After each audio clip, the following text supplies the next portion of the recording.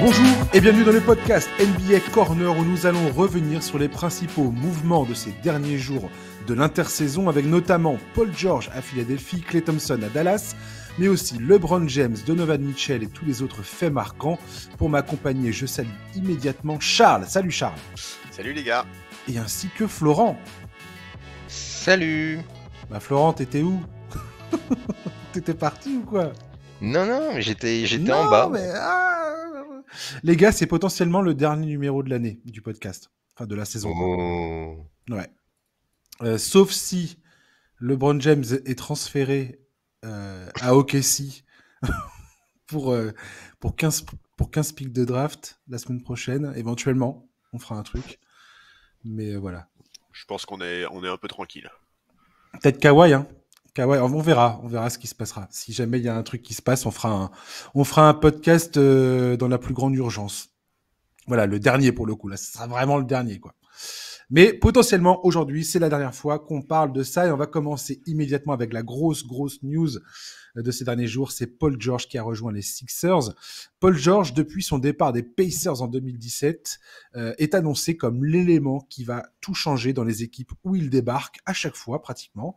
À OKC, il a rejoint Russell Westbrook, qui était alors au sommet de son art. Je rappelle que Russell Westbrook, c'était MVP en 2017. Il rejoint une équipe de Casey qui venait de perdre Kevin Durant un an plus tôt. Il y a joué à un très haut niveau. Il était notamment dans les considérations dans la course du MVP à l'issue de la saison 2018-2019. Il est troisième derrière Giannis et Harden.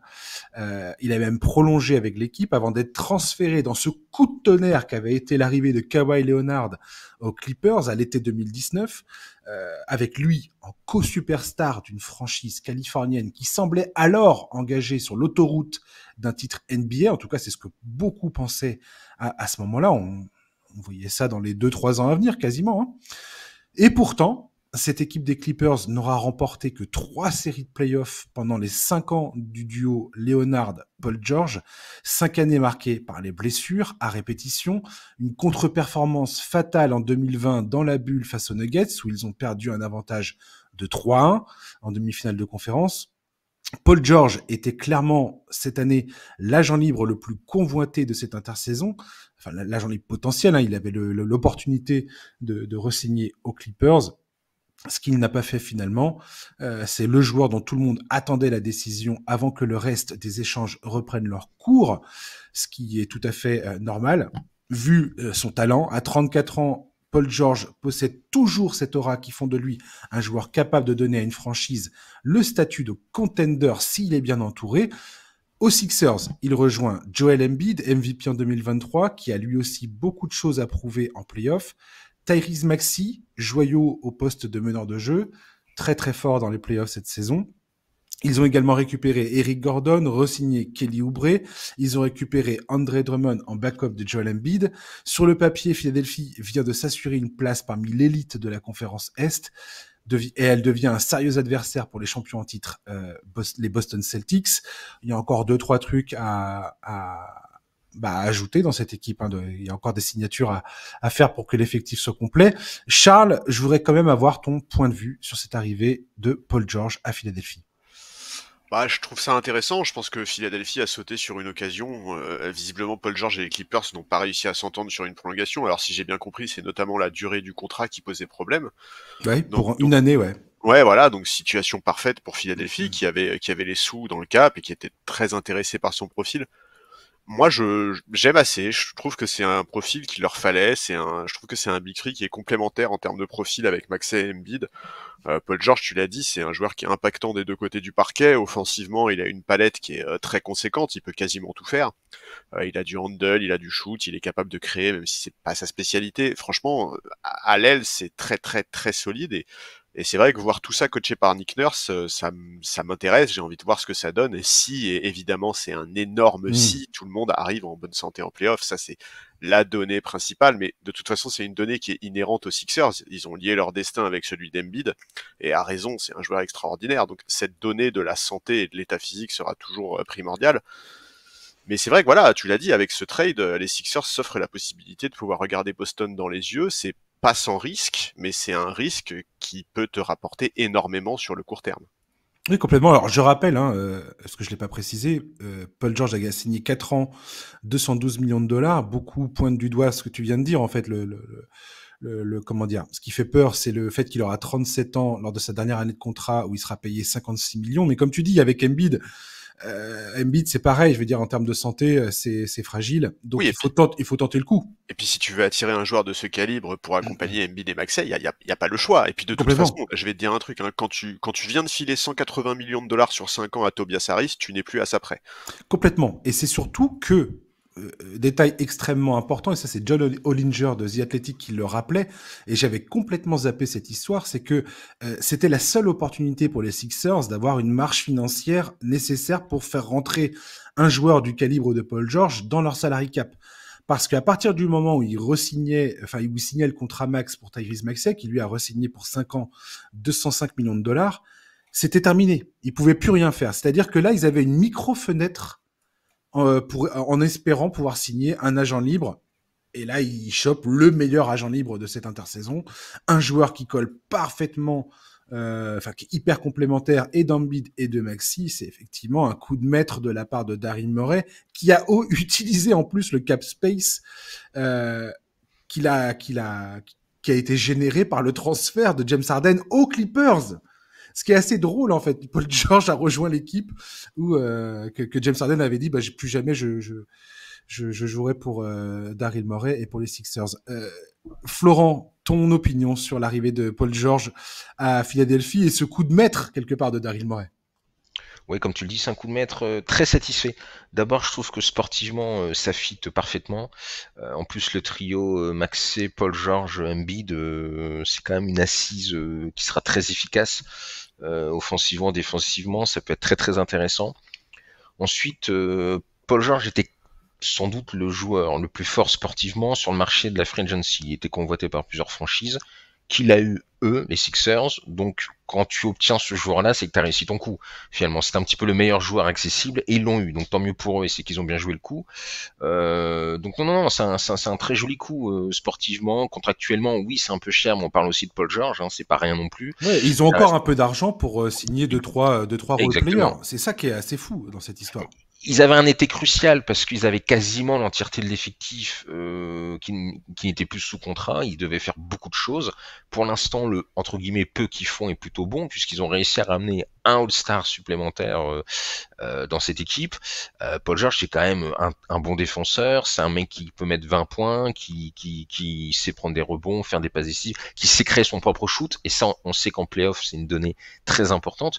Donc, il ramène ça dans l'équipe. Non, c'est vraiment un très bon coup. Bravo de Murray. Et il ramène ça pour rien, c'est-à-dire qu'il le signe directement, alors que quand James Harden est parti aux Clippers, les Sixers ont en plus récupéré 2 premiers pics de draft, 2 seconds tours de draft, un swap avec les Clippers, et ils avaient réussi à se débarrasser du contrat catastrophique de PJ Tucker dans le deal. Je veux dire, le Daryl Morey, je sais pas si on réalise à quel point le gars... on est à peine rentré dans la nouvelle convention collective que le gars est déjà en pleine maîtrise du business, quoi. On va regarder un petit peu, s'il vous plaît, le côté Clippers, puisque James Harden a prolongé pour 2 saisons là-bas, 70 millions, donc 2 ans, 70 millions. Et aujourd'hui, force est de constater que les Clippers se retrouvent dans un no man's land financier. Ils ont très peu de marge de manœuvre. Ils ont un effectif qui aujourd'hui repose sur Kawhi Leonard et James Harden. Alors, quoi qu'on pense de ce duo, je pense pas que ça soit suffisant à l'Ouest pour aller quelque part. Il faut également garder en tête qu'il y a Zubac qui va avoir, je crois, droit à une prochaine extension qui peut s'élever à 4 ans et 78 millions de dollars. Donc pareil, ça va venir plomber les comptes. En fait, les Clippers, comme les Warriors dont on parlera tout à l'heure, ce sont des équipes qui ont longtemps eu rien à faire du salary cap, et tapaient allègrement bien au-delà et payaient les taxes sans sourciller.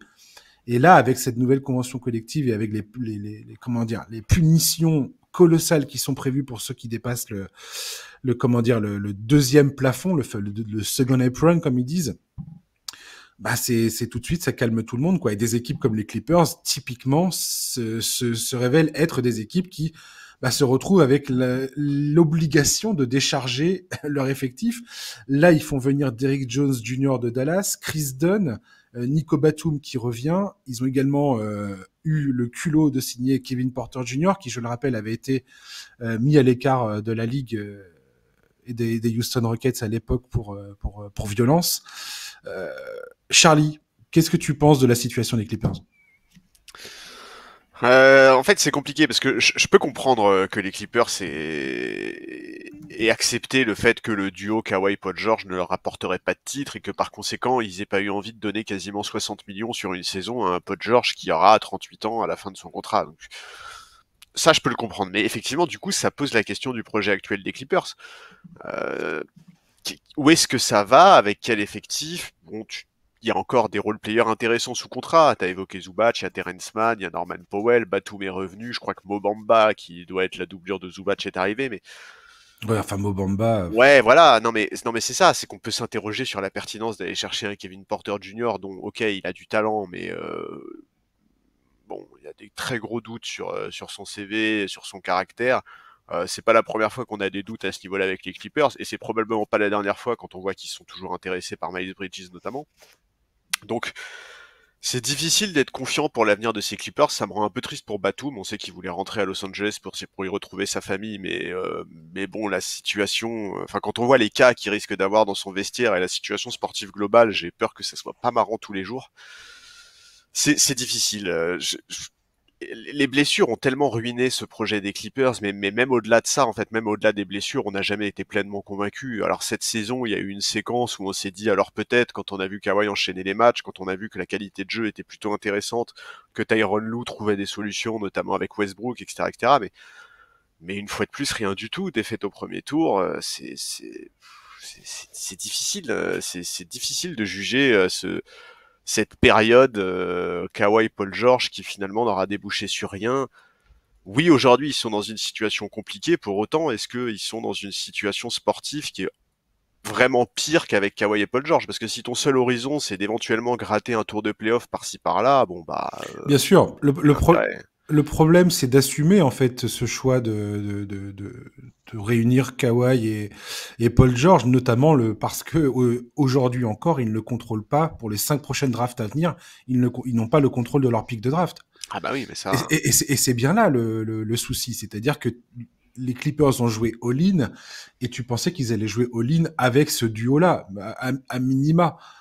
C'est pas James Harden et Kawhi Leonard qui vont changer la donne. Non.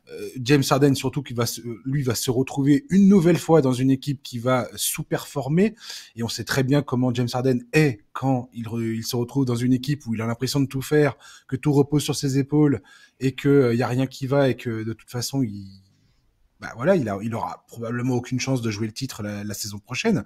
Pas dans cette conférence Ouest là. Je suis désolé, j'ai pas envie d'être trop pessimiste concernant les Clippers, mais je vois même pas comment tu peux commencer la saison avec cet effectif et te dire c'est bon, on va jouer, on joue quelque chose. Je vois même pas comment c'est possible. Et au-delà de ça, l'autre question que je me pose très sérieusement, c'est quelle est la mentalité de Kawhi Leonard quand il voit ça. Je me demande quelle est sa réaction quand il a compris que Paul George allait partir, qu'ils allaient filer tout cet argent à James Harden, que Westbrook, là maintenant, ils sont en train d'essayer de le transférer pour essayer de continuer à baisser, parce que les Clippers, alors je regardais justement où ils étaient aujourd'hui, ouais, ils sont ils sont à 17 millions en dessous le second apron. Donc ils ont un petit peu de marge de manœuvre d'un point de vue salarial, mais rien pour faire quoi que ce soit, quoi. De concret. Florent, qu'est-ce que tu penses, toi, des Clippers? Ah, oui, c'est un marasme. Bah, ils ont fait une sorte de all-in avec un fameux trio. Malheureusement, avec le départ de Paul George, le schéma, le scénario s'arrête. Et quand tu fais ce genre de pari un peu risqué, tu te retrouves dans la situation dans laquelle ils sont, c'est-à-dire pas une grande mobilité au niveau du cap space, un effectif qui va falloir retravailler. Alors heureusement, ils ont récupéré Batum, ce qui va leur faire beaucoup de bien. Il pourra notamment remplacer une partie du temps de jeu de Paul George. Et c'est sûr que c'est compliqué. Si l'objectif profond de cette franchise, c'est encore gagner le titre, ça va être compliqué parce que il y a toujours l'équation Leonard, combien de matchs il joue et surtout combien de matchs ils ont joué en playoff, parce que cette saison ça a été ça le problème. Il en a pas mal joué en saison régulière. Puis quand c'était les playoffs, il a été out. Et puis c'est compliqué. Et puis Harden et Westbrook sont aussi quand même des joueurs à 35 ans et plus. Donc ton potentiel sportif se base sur des joueurs qui sont en fin de carrière et donc dans une phase ascendante. Donc c'est assez inquiétant pour l'avenir. Ouais. Charlie, t'as un mot à rajouter par rapport aux Clippers, par rapport à Kawhi Leonard, par rapport à l'avenir de cette équipe. De toute façon, c'est ce que je disais tout à l'heure, hein, les Clippers n'ont pas le choix d'être compétitifs. C'est même pas une question de savoir c'est quoi le plan, est-ce ils vont faire un rebuild ou pas. Alors après, ils peuvent essayer de recouper leur pick de draft en échangeant Kawhi Leonard, en trouvant quelqu'un qui ose lancer les dés, jouer la roulette russe avec Kawhi Leonard, clairement. Mais qu'est-ce que tu récupères dans ce cas de figure, vu son passif à l'infirmerie? Waouh, ça va être excessivement compliqué. Donc tant que les Clippers n'auront absolument aucun pic de draft et aucune possibilité de visualiser un plan pour reconstruire, je vois même pas. Il n'y a pas de réalité où c'est autre chose que il faut essayer de gagner le titre ou d'aller le plus loin possible en playoff. Ouais, non, je suis d'accord. C'est difficile de voir une issue satisfaisante pour les fans des Clippers. En fait, quelque part, le drame pour les Clippers, c'est le fait que Kawhi ait fait une bonne saison dernière, tu veux te dire. Parce que si Kawhi avait été out toute la saison, que très vite le front office avait compris que Paul George, ça allait être compliqué à prolonger, au moins t'aurais pu tenter de le trader en cours de saison il y a quelques mois.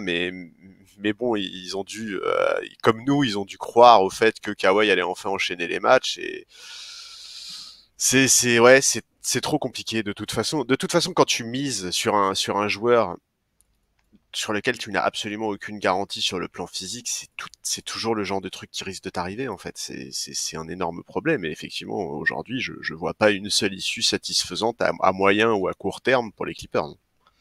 Ouais, je suis quand même bien dégoûté pour la carrière de Kawhi Leonard. C'est Bah un ouais. joueur tellement. C'est le plus grand gâchis de notre génération, je pense. Ah oui, je pense. Je pense que il faudrait qu'on réfléchisse, qu'on se gratte la tête pour voir, mais il est clairement dans le top, au top de la pyramide.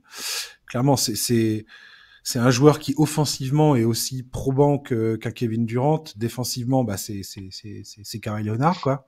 On connaît tous le joueur. Ouais, puis même, tu vois, quel niveau il aurait pu atteindre ce mec-là, parce qu'en fait on parle d'un mec qui n'a eu de cesse de progresser. En fait, à chaque fois que ce mec-là jouait, il progressait.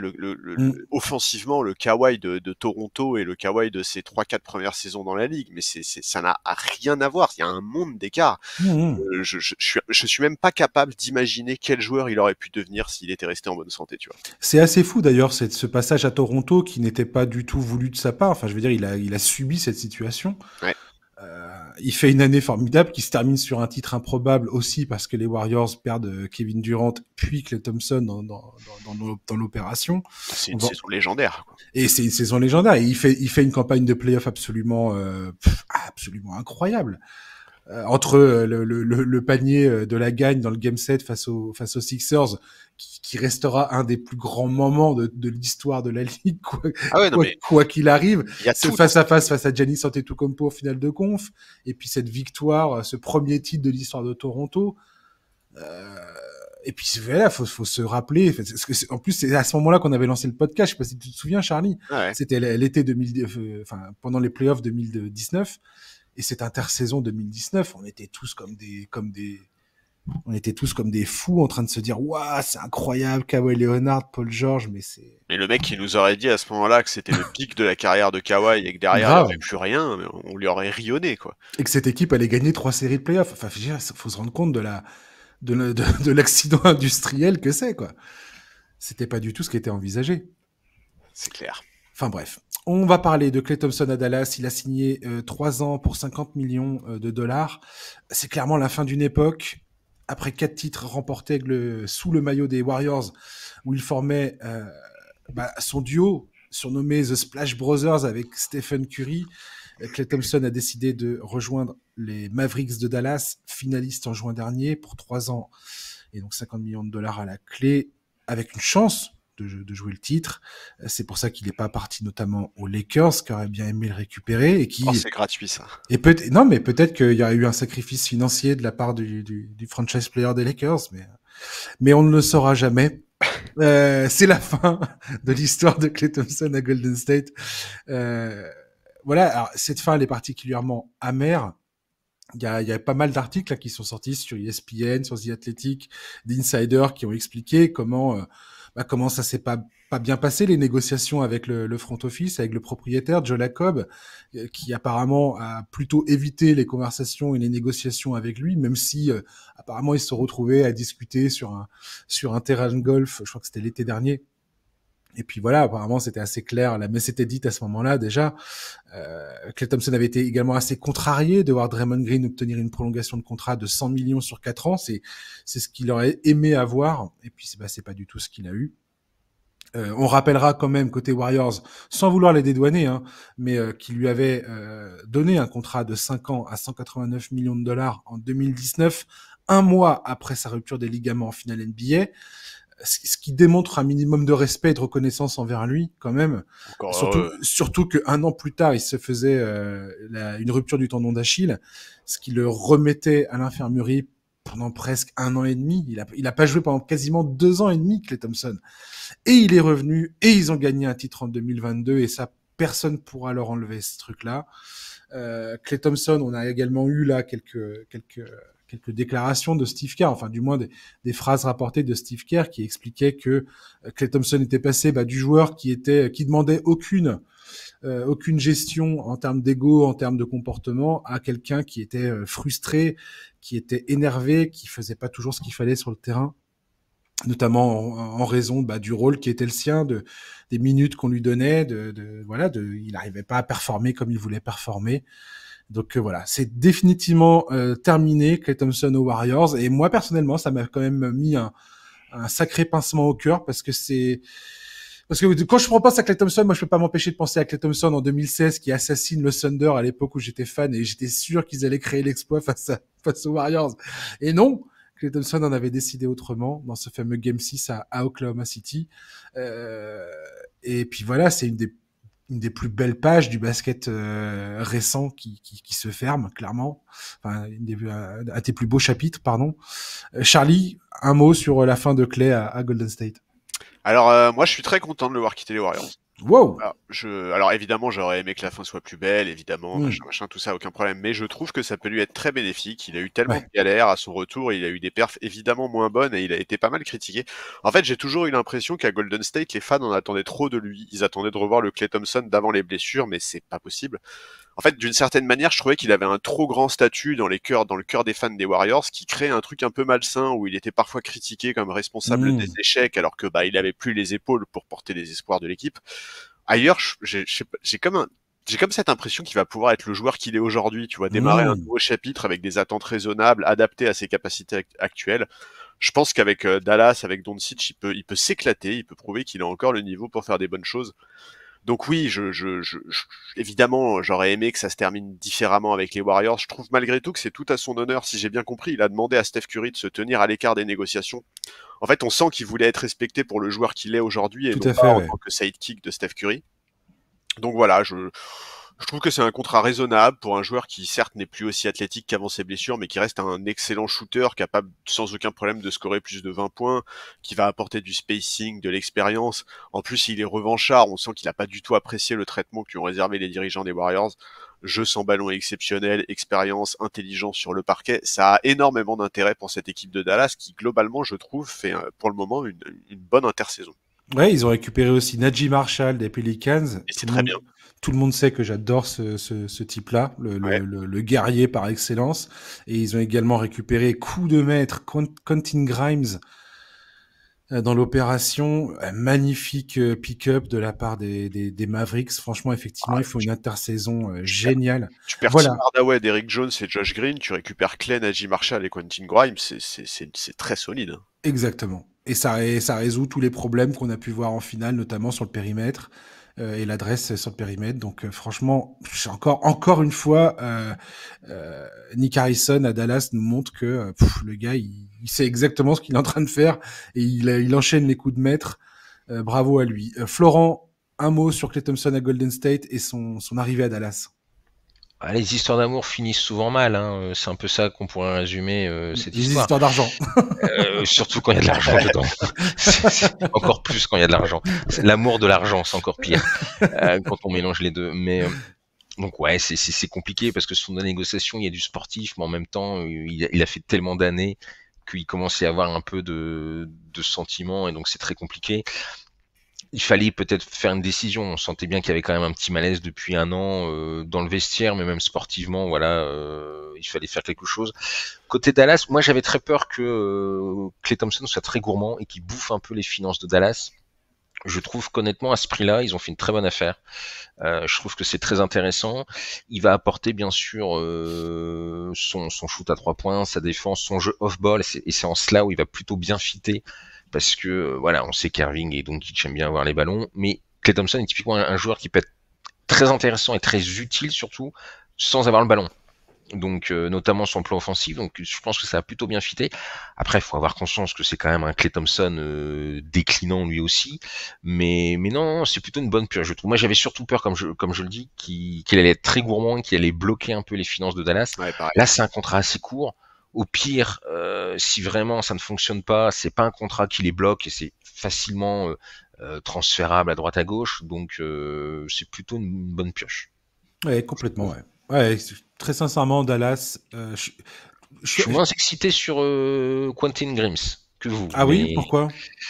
pour moi, c'est un joueur qui fait du volume mais sans la valeur. C'est voilà, c'est-à-dire que si on va dans le détail, je trouve que c'est pas le roi de l'adresse. Et ouais, je trouve qu'il a besoin de... Alors lui, il a besoin de beaucoup de ballons pour s'exprimer. Donc je sais pas ce que ça va donner à Dallas. Je pense que ça se tente. Quand Ouais. t'as eu Après, il est jeune. Hein. T'as eu Josh Green et Tim Hardaway Jr. sur ton banc. Alors Josh Green, très très bon élément. Cependant, je pense que parvenir à remettre la main sur Quentin, c'est plutôt bien vu. Donc oui, puis il est jeune. Hein. Ouais. Et pas très cher non plus. Hein. Ouais, puis s'il vient prendre la place d'un Tim Hardaway, c'est même pas 5% du cap, donc pareil, c'est pas une grosse perte. J'aimerais qu'on aborde ensuite, qu'on aborde désormais le point de vue des Warriors dans cette histoire. Donc, ils ont été obligés de laisser partir Klay Thompson après des années, ce que je disais tout à l'heure par rapport aux Clippers, après des années passées largement au-dessus du cap. Et financièrement, la situation des Warriors n'était pas saine et ça dure depuis un bon moment. Et là, avec la nouvelle convention collective, c'était sûr et certain qu'ils pouvaient pas continuer sur cette voie-là. Il y avait pas autre chose à faire. Et je trouve que avec les mouvements qu'ils ont fait là, ils auraient réussi à récupérer des joueurs plus jeunes et assez talentueux. Ils mettent la main sur DeAnthony Melton que j'adore, qui vient des Sixers. Il a 1 an de contrat. Alors, ils ont pas ses bird rights, donc c'est un peu la situation qu'ils avaient fait avec Dante DiVincenzo. C'est un peu un emprunt, on va dire, pendant une saison. Et Melton va essayer de jouer son meilleur basket pour choper un autre contrat derrière. Mais ça le fait très bien dans un contexte comme celui des Warriors, où de toute façon, eux, ils ont pas vraiment le choix. Ils récupèrent également Kyle Anderson, ils récupèrent également Buddy Hield. Moi, j'aime bien le recrutement des Warriors. Alors, il y a des murmures là qui disent que ils sont éventuellement sur le coup pour essayer de faire venir Lauri Markkanen. Donc là, ça demanderait un transfert beaucoup plus important avec d'autres joueurs impliqués dans le deal, hein, sûrement des mecs comme Wiggins et tout ça. Charlie, qu'est-ce que tu penses des Warriors maintenant que Klay Thompson est parti et qu'ils se retrouvent dans cette situation-là? Alors, DeAnthony Melton, je suis d'accord avec toi. Je pense qu'il a un profil qui est tout à fait adapté. Il est polyvalent, il est capable de défendre. C'est un joueur qui est très intéressant. Et effectivement, je pense que c'est typiquement le genre de joueur qui, sur une saison, peut montrer qu'il a un vrai rôle à jouer en NBA dans des équipes ambitieuses et que ça, c'est une très bonne pioche. Buddy Hield, je comprends l'idée. Tu récupères un des meilleurs shooters extérieurs de la ligue pour occuper le spot. Bon. dans l'idée, je comprends, mais maintenant le souci avec Buddy Hield, et c'est ce qu'on dit, c'est pas la première fois qu'on le dit, et c'est autant il est très précieux en saison régulière, autant ses limites défensives le rendent compliqué à utiliser en play-off. Alors Ouais. ça s'est vu sur la dernière campagne où son temps de jeu a fondu. Je crois qu'il était passé de plus de 25 minutes à peine 10-12 minutes. Et c'est pas parce qu'il met rien dedans, hein. C'est juste que défensivement, il est vraiment en galère. Donc j'avoue que ça pose question si en cas de playoff, quelle rotation tu fais. Par exemple, un backcourt Curry-Hield en playoff, bah non, en fait, j'y crois pas une seule seconde. Kyle Anderson, j'avoue que ça m'intrigue. On a déjà vu tout ce qu'il était capable d'apporter. Maintenant, c'est quand même un style de jeu qui est très différent. Euh, comment il va s'en sortir dans cette attaque qui est quand même très nettement plus up-tempo à Golden State? Ouais. Je sais pas, ça va être intéressant de voir. Je comprends le choix de ce joueur, je comprends l'intérêt qu'il peut avoir, je comprends quel rôle il pourrait avoir en sortie de banc. Bon, en l'état, je doute sincèrement que le Golden State puisse être très ambitieux. Après, tu l'as dit, on n'a aucune garantie du fait qu'ils vont s'arrêter là. Tu t'as parlé du dossier Markkanen, Chris Haynes notamment a évoqué un possible package autour de Kuminga et Podziemski. Pour moi, en l'état, ces Warriors-là, ils auront du mal à être très ambitieux, et déjà accrocher les playoffs, ce serait pas mal, quoi. Ouais, déjà, encore faut-il accrocher les playoffs, parce que 2023, ils se qualifient, ils étaient 6e, je crois. Premier tour face aux Kings, et ensuite élimination face aux Lakers. L'an dernier, ils font pas les playoffs. Donc, ouais, c'est compliqué pour les Warriors. Florent, les Warriors. Bah, on est globalement dans une franchise qui doit un petit peu dégraisser. C'est typiquement une franchise qui est en première ligne concernée par le nouveau CBA, les histoires d'Epron 1 et d'Epron 2. C'est peut-être aussi l'une des raisons pour laquelle Thompson est parti. Il faut essayer de dégraisser à droite à gauche pour s'en sortir. Ça a toujours été une équipe qui a surfé sur le salary cap plus. Là, c'est un peu plus compliqué. Là, c'est un peu plus compliqué. Le contexte n'est plus le même. Il faut faire des choses, a fortiori avec en plus, voilà, un noyau dur qui était Green, Thompson, Curry, qui est vieillissant. Il faut faire des choses. Buddy Hield, je suis tout à fait d'accord avec Charles. Très intéressant en saison régulière, mais c'est un pari en playoff. Peut-être que Steve Kerr, voilà, se dit, c'est un joueur qu'on peut essayer de transformer, de rendre un peu nouveau, de lui donner un nouveau profil un peu plus défensif. Pourquoi pas, après la 32 ans, ça va être compliqué. Mais une fois de plus, ça va être une saison qui va reposer énormément sur les résultats d'Andrew Wiggins. S'il fait une très bonne saison, ça ira. Tout à fait. S'il tape un peu dans le dur, et bah toute la franchise tapera un peu dans le dur. On l'a bien vu il y a 2 ans, il avait fait une très bonne saison. Les Warriors, ça allait un peu mieux. L'année dernière, c'était un petit peu moins bien, c'est un petit peu plus dur, voilà. Donc il mise énormément sur Andrew Wiggins, finalement comme deuxième star maintenant de l'équipe, quasiment à égalité avec peut-être Buddy Hield, mais c'est globalement c'est une équipe qui est dans un fin de siècle en quelque sorte, un fin de règne. Donc on va essayer déjà d'entamer la reconversion de l'équipe en expurgeant un petit peu les salaires, notamment les gros salaires. Il y a un joueur qu'ils n'ont pas réussi à purger, où je pense qu'ils pensaient pouvoir récupérer quelque chose en le signant la saison dernière, c'était Chris Paul. Et puis finalement, ils ont rien réussi à faire avec son... Bah, parce qu'ils ont refusé, hein. Ils avaient la possibilité Oui. de se mettre sur Lavine, par exemple. Oui, enfin voilà, Lavine, c'est Lavine, quoi. Finalement, Chris Paul, lui, est parti à San Antonio, 1 an, 11 millions. J'adore cette signature personnellement. Alors, peut-être que vous allez me trouver ridicule d'être enthousiaste par rapport à ça. Mais moi, je trouve qu'il a toujours eu un impact dans les franchises où il est passé. Je pense que leur idée, c'est d'avoir une expérience à peu près similaire à celle de son passage à OKC. Alors, pas du tout le même moment de sa carrière, pas du tout les mêmes compétences à ce moment-là. Mais faut pas oublier qu'à OKC, il a quand même eu une sacrée influence sur la progression générale de l'équipe. Je le crois sincèrement que son influence sur Shai Gilgeous-Alexander typiquement a vraiment été extrêmement importante. Là, l'idée, à mon avis, c'est de chaperonner un petit peu les Trey Jones, les Castle, et de montrer un peu la voie, de voir, de l'associer avec autant que possible avec Wembanyama sur le terrain pour les minutes qu'il sera en mesure de donner. L'an dernier, il était à 26 minutes en moyenne avec les Warriors quand même.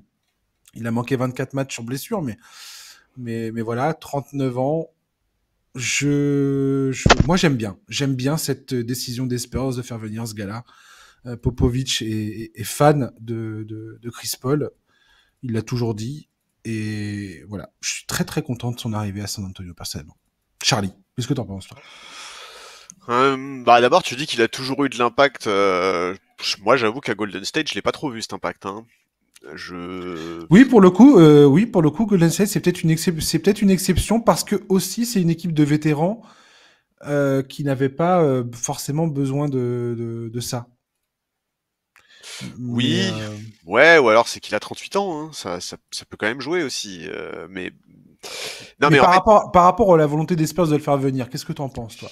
moi, je suis assez partagé. Je vois tout ce qu'il peut apporter en termes d'expérience, de vision de jeu, de playmaking et tout. Ça, y a aucun problème. Je pense effectivement que ça peut être un super mentor pour des plus jeunes, etc. Mais il a 39 ans et en fait, la question, c'est à quel point est-ce qu'il est encore capable de tenir le rythme? Parce qu'en fait, ces Spurs-là, ils ont pas juste besoin d'un mentor, ils ont aussi besoin d'un meneur assez solide. S'ils veulent être ambitieux dès la saison prochaine, être à la lutte pour le play-in ou plus, il faut quand même qu'il y ait un certain niveau de jeu. Alors bon, c'est qu'une saison à 11 millions, c'est un contrat qui est très correct. Donc il est super, le contrat. Oui, voilà. Ils peuvent même l'échanger d'ici Exactement. la trade deadline. C'est un truc hyper facile à bouger, ça. Tout à fait, le contrat est bon et c'est vrai que j'ai hâte de voir la relation qu'il peut nouer avec Wembanyama. Donc en fait, j'attends juste. Dans l'idée, je comprends très bien. J'avoue que j'attends un tout petit peu d'être rassuré sur sa capacité à tenir le rythme, sur sa capacité à enchaîner les matchs. Moi, cette saison, les matchs des Warriors que j'ai vus, même s'il a joué plus de 20-25 minutes, il m'a donné quand même l'impression d'être un peu à la peine. Je vais pas dire qu'il est absolument cramé parce que son intelligence de jeu est telle qu'il peut limiter la casse bien mieux que beaucoup d'autres joueurs dans sa situation. Mais on est quand même très très loin du Chris Paul d'OKC par exemple. Mais bien sûr, on est tout à fait en termes de d'accord. performance. Après, je suis d'accord sur le côté tutorat, etc. Ça, on peut tout à fait se retrouver un peu dans la même ambiance que ce qu'il a fait à OKC. Mais en termes de performance sportive, si on s'attend à un Chris Paul à 19 points comme il pouvait l'être au Thunder, ça, je pense qu'il faut oublier. Je serais curieux de savoir comment les fans de Casey voient le passage de Chris Paul et à quel point ils estiment que son influence a aidé cette équipe du Thunder à passer un cap en termes de temps de progression. Et le fait que dès maintenant, enfin dès la saison dernière, là, ils ont terminé à la première place du classement à l'Ouest, et à quel point Chris Paul a participé à accélérer les choses de ce côté-là. En tout cas, Shai Gilgeous a souvent rendu hommage à Chris Paul en disant que ça avait été un des mentors les plus importants de sa carrière. Je pense que l'idée des Spurs, c'est pas de lui filer 25 minutes par match pour le coup à Chris Paul. Je pense que c'est pas ça l'idée. Ouais. C'est vraiment de faire du tuto à l'entraînement, d'apprendre à tout le monde, enfin, que son savoir basket transpire sur les jeunes joueurs des Spurs et qu'ils permettent d'accélérer les choses. Pour moi, ils viennent de recruter un coach sur le terrain. Et s'ils arrivent à lui filer, je sais pas, entre 15 et 20 minutes par match, et encore, j'ai hâte de voir justement combien de minutes va lui filer Popovic. Oui, mais justement, moi, c'est ça qui me pose un tout petit peu problème. Tu vois, c'est l'expression un coach sur le terrain. Parce que les Spurs, ils ont besoin d'un vrai meneur aussi, quand même. Ils ont pas besoin que d'un coach, tu vois. Ils ont aussi besoin d'un mec qui sera capable d'apporter des minutes importantes à la main. Ah, mais ça, après, c'est du recrutement. Ils ont l'argent pour recruter, les Spurs. Pour moi, c'est pas ça S'ils ont envie de recruter un vrai meneur, ils peuvent toujours le recruter. Mais ils l'ont, le vrai meneur. Ouais.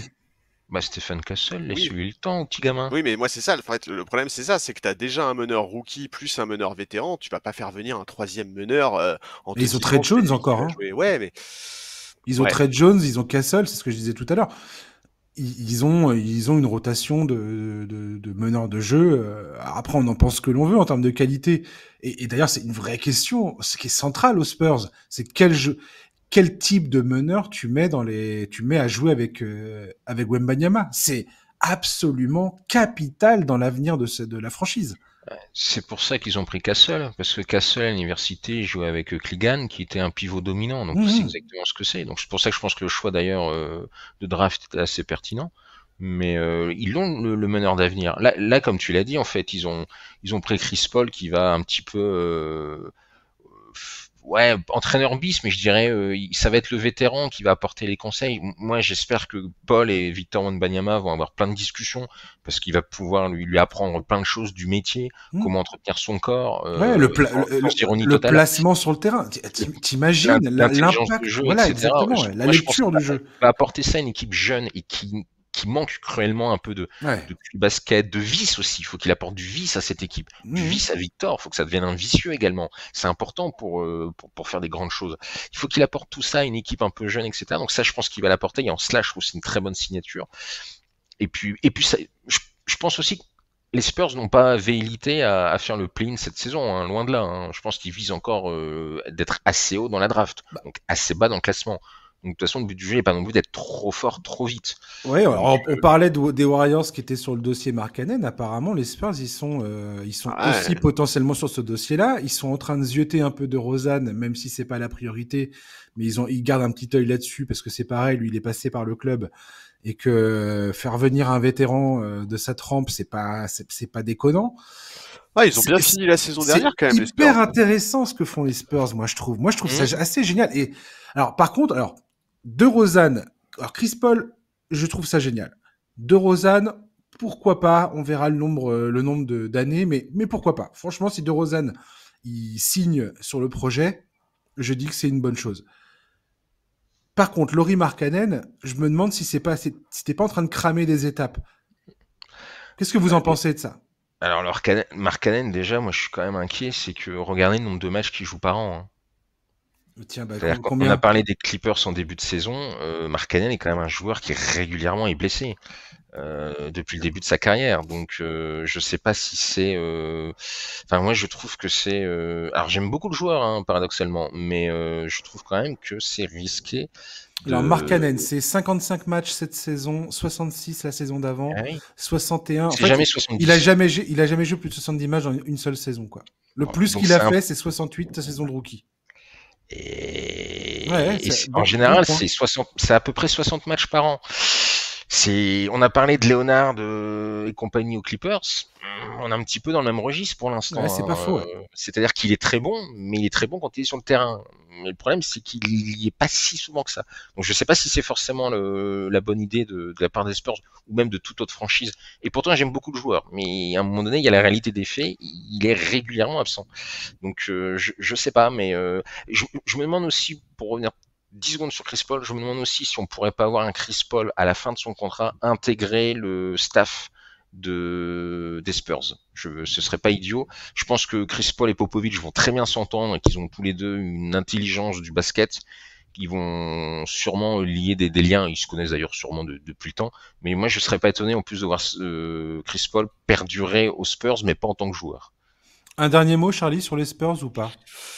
Non, juste, moi je pense que je suis pas sûr que ça soit brûler des étapes que d'avoir l'ambition de gratter le play-in ou plus dès la saison prochaine. Je pense que je disais plus ça par rapport au fait de faire venir Markkanen. Oui, non, mais en fait, ils font quand même une vraiment bonne fin de saison régulière la saison dernière, les Spurs, avec des très bons matchs face à des équipes bien mieux armées qu'eux, des équipes play-offables, etc., etc.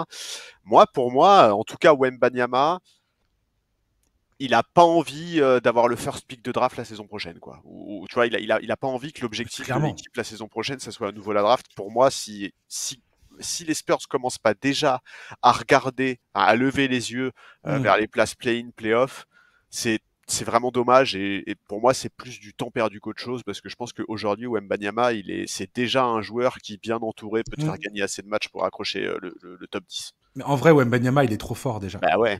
Il est déjà trop fort. C'est-à-dire qu'il est trop fort pour que tu continues dans ta stratégie de reconstruction. Et il est assez fort pour que tu te dises on peut commencer à toucher du doigt les playoffs. C'est pour ça que la comparaison avec OKC, je la trouve pas déconnante à ce niveau-là. C'est-à-dire que quand tu vois OKC qui fait les playoffs avec Chris Paul, c'était dans la bulle, hein, c'est ça? Grosso modo, ils y arrivent bien, contre toute attente. Oui, c'était ça, c'était premier tour face à Houston. contre toute attente, cette qualif et ils font ce premier tour où ils tiennent la dragée haute à Houston jusqu'au 7e match. Mais quelque part, ça a eu une importance dans le développement d'OKC, qui ensuite est retourné sur une stratégie plus de reconstruction, mais qui de toute façon avait une telle batterie de pics de draft que ils ont pu faire ça tranquillement à leur rythme, mais en ayant bénéficié malgré tout de cet accélérateur.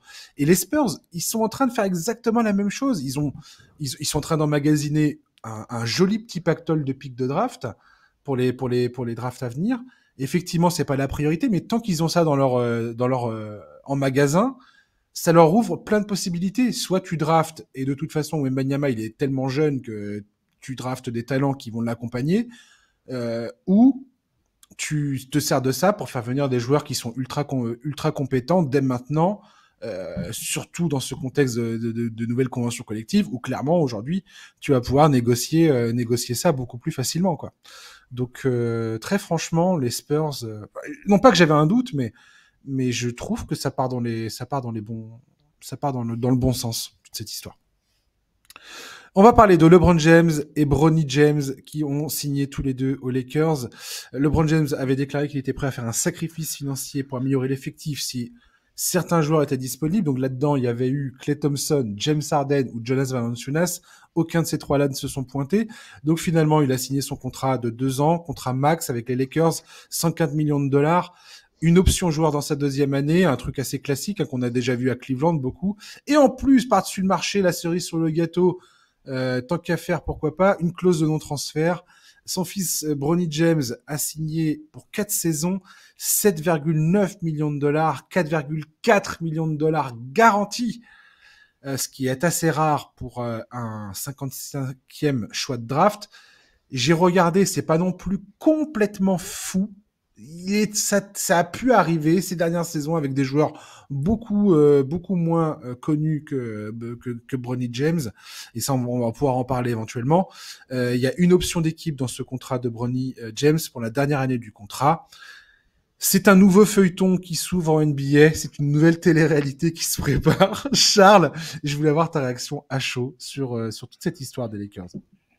Bah, pour moi, on est dans le pire scénario, hein, celui où LeBron. Arrête. Non mais c'est vrai, celui où LeBron a obtenu tout ce qu'il souhaitait en fait, que ce soit C'est l'arrivée ça. de Redick, le contrat garanti sur plusieurs saisons de Bronny, sa propre prolongation avec, comme tu l'as dit, un contrat qui lui permet de rester maître du jeu puisqu'il a à la fois une no trade clause et une player option. Donc bon, écoute, voilà, on verra bien à quoi va ressembler l'équipe la saison prochaine. Il y a énormément, enfin probablement encore beaucoup de mouvements à venir. Parmi les joueurs évoqués, il y a DeMar DeRozan, Cam Johnson, Bruce Brown. Bref, moi j'ai beaucoup de mal à me projeter. Il y a trop d'inconnus, à commencer évidemment par le coach. Personne ne sait à date ce que va donner JJ Redick dans cet exercice, comment il va s'imposer ou pas face au groupe. Bon, Ils viennent d'ajouter Nate McMillan et Scott Brooks. Excuse-moi, je me permets juste d'ajouter non, ça. tu as tout à fait raison, c'est une information importante. On savait qu'ils étaient en quête d'expérience pour le staff, et effectivement, Scott Brooks et Nate McMillan cochent cette case. Ils sont tous les deux très expérimentés, ils ont été head coach, ils ont été assistants, enfin bref, ils ont énormément de bouteilles en NBA. C'est bien, ça aurait peut-être été pas mal de nommer un head coach qui lui-même avait un peu d'expérience en NBA, mais bon, ça, c'est autre chose. Il y a Shaquille O'Neal qui a beaucoup critiqué le fait de ne pas avoir notamment donné de contrat à Sam Cassell, par exemple. Oui, et puis non, mais enfin, Il y avait, ouais. voilà. Ouais. Vas-y, continue, enchaîne. Ouais, moi, je vais être franc, j'ai peur qu'on parte encore sur des profils à la DeRozan qui n'offrent pas de spacing aux besoins de la balle, bref, qui ne correspondent pas du tout aux besoins d'une équipe avec LeBron dans ses rangs, et c'est malheureux, mais c'est fou à quel point LeBron veut toujours des profils qui lui correspondent pas. Je comprends pas comment il peut ne toujours pas avoir compris de quel genre de joueur il a besoin pour que ses équipes soient efficaces. Bon, je peux comprendre éventuellement qu'en vieillissant, il ressente le besoin de laisser plus le ballon entre les mains d'autres joueurs, mais le profil. Mais ça se passe jamais comme ça, en voilà, fait. déjà, ça se passe jamais comme ça, tout à fait, t'as raison, entre ce qu'on peut croire et ce qui se passe, il y a un écart. Et puis, de toute façon, DeRozan ne correspond juste absolument pas aux besoins de cette équipe. Donc voilà, pour être très franc avec toi, dès la nomination de JJ Redick, j'avais compris que cette saison allait être pénible. Ce contrat de LeBron me le confirme, et voilà.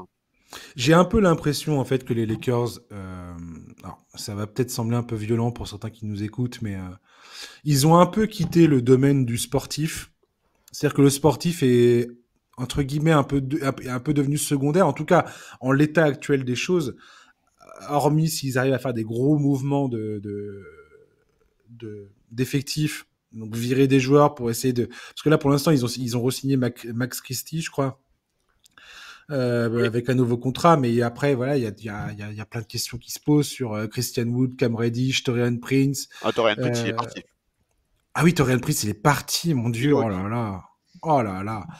Et enfin bref, t'as toujours D'Angelo Russell qui a activé son option. Donc c'est quand même puis voilà, D'Angelo Russell là, pour ceux qui n'ont pas compris que le mec c'était une purge pas possible, je pense que les playoffs l'an dernier nous ont fait la démonstration de qui il était. Donc va récupérer quelque chose de valeur pour un mec comme ça, quoi. À part une équipe qui veut dump du salaire dans son effectif. Il y en a. Mais Retourner à Brooklyn. À Brooklyn, c'était bien. ouais. Mais après, voilà, faut voir qui potentiellement ils arrivent à récupérer. Je sais pas. J'ai l'impression effectivement que cette équipe là, ça va. En fait, ça va rapporter des thunes les Lakers, quoi qu'il arrive. L'histoire Bronny James, LeBron James, ça va être une machine à sous pas possible pour les Lakers. Ouais. Il y a aucune autre. Il y a pas un monde où ça ne se passe pas, où ils vont pas encaisser les dollars qui vont leur tomber dessus, quoi. Rien que les affiches de la Summer League, t'as Bronny James qui est en tête de gondole partout. C'est clairement l'attraction. Et on peut dire ce qu'on veut sur son contrat. Ouais, machin, c'est beaucoup d'argent, t'imagines, nanana, 4 millions garantis, c'est complètement fou. Non, c'est pas fou. Ils vont le recouper 15 fois, cet argent. Ah oui. Rien que pour le fait qu'il soit dans cet effectif. Donc c'est un excellent investissement pour les Lakers, en vérité. Maintenant, voilà, en termes sportifs, d'ambition sportive, je pense que les Lakers, à part jouer le milieu de tableau à l'ouest, qui est le meilleur scénario à mes yeux, je vois pas bien où ça va, où ils vont être. Mais peut-être que je suis trop pessimiste. Florent, est-ce qu'on est trop pessimiste ou pas? Non, c'est d'abord jamais rien n'est facile du côté des Lakers. C'est l'essence même de la franchise, mais non, c'est compliqué parce qu'il y a pas beaucoup. Là aussi, il y a une marge de manœuvre avec le salary cap qui est très restreinte.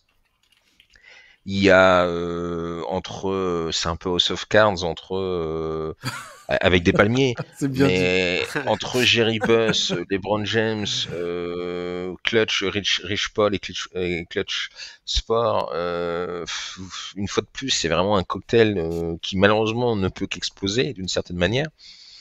Et en plus, à côté de ça, il y a quand même une saison sportive à faire. Donc, ouais, c'est un joyeux petit bordel. Juste avant, on parlait des Spurs, c'est vraiment deux salles, deux ambiances. Hein, C'est clair. en tout point de vue. Ouais. C'est pas Jerry Buss que tu voulais dire, c'est Jenny Buss. Jenny, oui, Oui, pardon. parce que Jerry, il est mort. Oui, Non, paix son âme. je voulais juste. Oui, non, mais tu tout à fait bien. Jenny de mes rêves. Mais ouais, c'est compliqué. Bronny qui signe un contrat de 4 ans alors qu'il n'a pas encore fait une seule seconde en NBA. Et bon, il n'y a rien qui va. La vraie question de Il lui met plus de pression qu'autre chose. Ouais. Hein. Je trouve que c'est vraiment pas un cadeau à lui faire, ce gamin. Bronny, clair. encore une fois, l'argent, pour moi, c'est pas ça qui me choque. C'est juste que tu t'investis beaucoup d'argent, enfin, t'investis une somme de ton salary cap dans un joueur qui potentiellement va être injouable. C'est ça le problème. Mais autrement, d'un point de vue argent pur, ils vont s'y retrouver commercialement parlant. Excuse-moi, Florent, de t'avoir coupé, mais je voulais juste Non, mais t'as raison. sur ce point-là, voilà, c'est juste sur voilà. Ah bah oui, ils vont vendre des maillots, ça c'est une certitude. Les maillots, Ah oui. les ventes, Plein. les maillots Bronny vont se vendre, ça c'est une certitude. Et sans mauvais jeu de mots, j'espère qu'il y a peut-être je sais pas, un Subway, un KFC qui va faire le Bronny, je sais pas, mais il va y avoir des trucs à la con comme ça, c'est une certitude. Le nombre de pères de famille qui va acheter le maillot LeBron et le maillot Bronny pour leurs gamins. Mais bien sûr, Mais les fans de grave, LeBron mais j'avais vont pas vouloir le maillot pensé du à père ça. et du fils. ESPN a déjà une caméra en permanence devant le panier, les deux paniers des Lakers pour voir le panier où le père fait une passe au fils. Ça, c'est une certitude. Ouais. Mais malheureusement, depuis 5 minutes, on parle pas de sportif. Ah mais non, mais alors justement côté sportif. Le contrat de LeBron, il bousille un peu tout. Hein. Oui. C'est pour ça qu'ils ont rien fait pour l'instant, notamment. C'est parce qu'ils peuvent pas faire grand chose. Et à votre avis, Anthony Davis, il pense quoi de tout ça, lui? Est-ce que Parce que Anthony Je Davis, pense qu'il pense aux JO Ok. pour éviter de penser à ce bordel. Mais, Ouais, mais je sais pas, j'ai l'impression est-ce qu'il est contre ça ou pas? Charlie, c'est quoi les échos d'Anthony Davis dans cette histoire-là? Il a signé tout ce qui est en train de se passer ou pas? Non, ça, enfin, je sais pas. Si on en croit les insiders soi-disant proches de la franchise, mais en réalité plutôt proches de Clutchport, oui, Ouais. oui, selon eux, c'est lui qui a validé Il y a JJ aucun Redick, problème. etc. Bon, je sais pas à quel point c'est vrai. Je pense effectivement que je pense que les JO effectivement sont un peu dans sa tête et je me demande même à quel point pendant ces JO il va se rendre compte qu'être dans une vraie équipe de basket c'est pas désagréable quoi. Je pense Ouais, que en ça même temps, il y aussi. aura LeBron Oui, encore. il y aura LeBron, mais Il bon, y aura toujours il LeBron. y aura quand même une équipe plus cohérente et je pense Ouais. plus intéressante. Je sais pas, écoute, moi j'en suis à un point où je serais même pas ni étonné ni déçu que au bout de quelques mois cette saison ils finissent par aller voir le front office et par dire bon, il faut arrêter de me prendre pour j'en ai marre d'être le dindon de la farce. Moi je veux me barrer quoi. Débrouillez-vous comme vous voulez, mais tradez-moi. Ouais. Est-ce que ça va arriver? Je sais pas. Est-ce qu'il a vraiment envie d'être ce mec qui va tenir la chandelle entre LeBron et son gamin pour les C'est dernières clair. années de carrière de LeBron? Est-ce que vraiment Anthony Davis aujourd'hui en NBA c'est ça? est-ce qu'il a le choix? Bah je sais pas. Je sais pas s'il a le Pas tant que choix, ça, mais en tout hein. cas c'est triste parce que Puis c'est pas la pire des situations, non? c'est pas la meilleure quand même. Hein. C'est pas impossible que l'ambiance télé-réalité le fatigue en Bah vérité. ouais, ouais. Je pense que potentiellement, en tant que joueur Eh ben, il professionnel, pensera au JO 2028. Non mais même Gérard Anthony Davis c'est quand même un joueur ça peut sans, sans, saouler, quoi. sans être le plus assoiffé de reconnaissance du monde, c'est quand même un joueur qui aime bien qu'on reconnaisse son boulot, sa défense, etc., etc. Est-ce que vraiment il a envie aujourd'hui d'être dans une équipe où tout le monde s'en fout d'Anthony Davis? Enfin, regardez, là, on parle des Lakers Mais depuis 5 minutes, complètement. on a abordé le cas Complètement. Anthony Davis au bout de 4 minutes. En fait, aujourd'hui, il est moins important que LeBron et moins important que Bronny dans la communication de la franchise. C'est terrible. Et combien de fois on a entendu notamment LeBron James dire non, mais c'est bon, maintenant c'est la franchise Anthony Davis. Mais il faut arrêter d'écouter LeBron James. Je suis là pour jouer les seconds couteaux. C'est lui le patron, c'est lui notre leader. Et Alors, enfin, c'est ce que. sur ce point-là, bon, de toute façon, oui, c'est du pipeau, mais Davis n'a jamais sportivement pris le lead de l'équipe. Non, Et jamais. sur Jamais. ce point-là, c'est lui le principal fautif. Oui.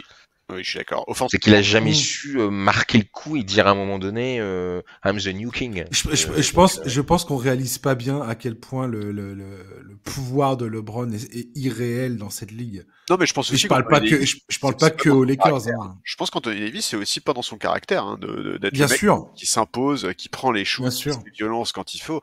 On en connaît plein des joueurs comme ça, tu vois, des joueurs incroyablement talentueux, et où on se dit, ah, mais si ce mec-là, il avait la mentalité d'un tel ou d'un tel, eh ben, ce serait un tout autre joueur. Oui, mais la vérité, c'est aussi ça, c'est que comment tu veux tenir tête au mec qui est peut-être aujourd'hui la plus grande légende de ton sport, enfin. Tu peux pas. Ouais, voilà, enfin, je veux dire, Ah. c'est peine Mais perdue. pas forcément le battre au niveau image de la franchise. Ça, il sait très bien qu'il n'y arrivera pas. Mais au moins sur le parquet, s'imposer comme l'option numéro 1. Et ça, il n'a pas réussi à le faire. Non, jamais. Ouais. Ce qui me gave un peu, c'est qu'on n'arrête pas de parler tout le temps, et à juste titre, du fait que LeBron James, à son âge et à ce point de sa carrière, est toujours aussi probant statistiquement parlant. On est toujours là à sortir ses moyennes de points qui sont les mêmes qu'il y a 20 ans, ou je sais pas quoi. Ok, cool, c'est top, effectivement, c'est absolument incroyable et remarquable. Mais je sais pas, pour moi, tout ça, toute cette conversation-là devient vide de sens à partir du moment où, ben, sportivement parlant, il y a plus grand chose à se mettre sous la dent en Oui, et vrai, puis même en termes de véritable ambition. non, mais même les statistiques, elles sont en trompe-l'œil. Il a beaucoup perdu en efficacité, par exemple. Enfin, tu vois, on peut pas juste se contenter des statistiques. Et puis à quel prix en fait? Enfin, tu vois, oui, c'est un joueur, ça reste un joueur extraordinaire, mais à quel prix pour la franchise en fait? En fait, il prend trop de place ce mec. Et je parle pas sur le parquet, hein, je parle à tous les niveaux. Ouais. Après, ça peut plaire à Davis. Vous avez des joueurs qui n'ont pas forcément envie d'être le numéro 1. Hein. Il y avait des joueurs qui veulent être un peu plus Oui, discrets. mais je pense qu'effectivement, Anthony Parce qu'on vient Davis, de ça, hein. je pense qu'Anthony Davis, effectivement, il est dans cette mentalité-là. Maintenant, je pense qu'idéalement, il préférait être le lieutenant d'un joueur peut-être plus orienté sur le sportif. Parce que LeBron, ces dernières saisons, je suis pas convaincu que le sportif, ça soit sa première préoccupation. Oui, parce que là, c'est quand même assez bizarre, je trouve, qu'on entame une saison des Lakers. Enfin, on va entamer une saison des Lakers où la principale histoire va être la réalisation du rêve de LeBron James de jouer en NBA avec son fils. Ça va être ça l'histoire qu'on va raconter. Et je trouve ça triste. Je trouve ça triste dans le sens où, quelque part, les ambitions sportives de cette équipe au sein de la conférence Ouest passent complètement au second plan. Et limite, c'est pas grave, quoi. Ouais, bah après, c'est un peu une spécialité des Lakers, hein. La dernière saison de Kobe Mmh. Bryant, c'est exactement la même chose, hein. Il y a aucune ambition collective et la seule ambition de la saison, c'est de mettre en valeur Kobe. C'est pas une première, quoi, pour cette franchise. Bien évidemment. Et le côté spectacle est inhérent à la NBA. Je veux dire, c'est totalement inscrit dans ses gènes et c'est ça qui nous vendent aussi. Bien évidemment, croire que c'est que le sportif et que c'est que la compétition, tout ça, c'est se leurrer totalement. Maintenant, là, c'est en train enfin, le curseur est poussé à un niveau rarement atteint, quoi, de mon point de vue. J'avais toujours dit que entre guillemets, la pire chose qui pouvait arriver aux Lakers, c'est que LeBron gagne le titre très vite, parce qu'après, il n'en aurait plus rien à foutre. Et c'est un peu ce qui se passe, hein. Ouais, très bien, Ouais, très bien vu. complètement. Ouais. Alors, ils ont gagné le titre et tant mieux pour eux, mais depuis, en fait, ils ne cherchent que des records personnels. Je crois que s'il fait les 2 ans, il battra le plus de matchs joués, je crois, en carrière, un truc comme ça, en saison régulière. Donc, et voilà, et puis le fantasme père et fils.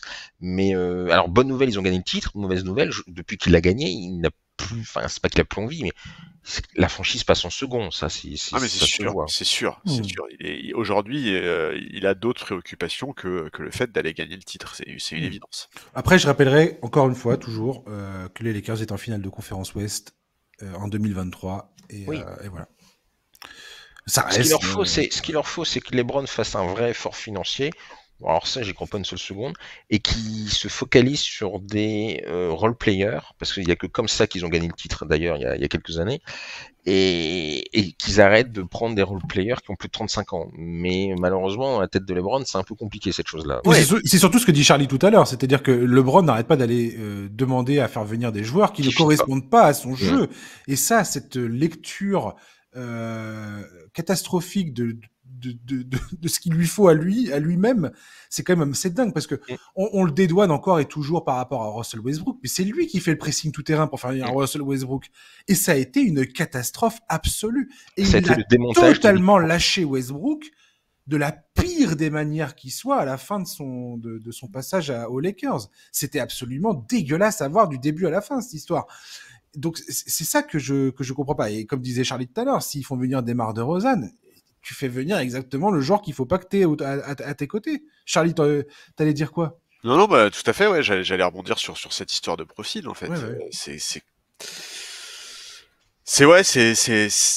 J'aimerais bien hein, qu'un jour, il y a qu'un journaliste se pose avec LeBron et qu'il fasse un peu le bilan de toutes les recrues dont on sait qu'il a fait le forcing et qu'il lui dise mais pourquoi pourquoi pourquoi à ce point-là s'acharner avec des profils qui ne sont pas compatibles avec le sien en fait. Surtout quand tu joues avec des profils qui correspondent exactement et avec lesquels tu viens de gagner un titre. On va pas le réécrire 15 000 fois. On n'arrête jamais de sortir ce truc-là, mais oui, il avait l'équipe parfaite. Il avait le noyau parfait autour de lui. Non, mais au-delà de ça, Caruso, sur un parquet, LeBron, c'est un joueur intelligent. Je suis désolé, comment est-ce ouais, qu'il peut y avoir autant d'écart c'est entre ça. son intelligence de jeu quand il est sur un parquet et son incapacité à analyser ses besoins à l'extérieur du parquet? Je comprends pas.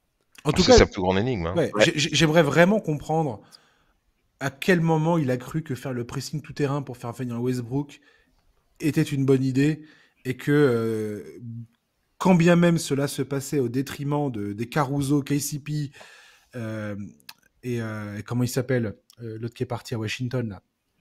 Kuzma. Kuzma, merci beaucoup.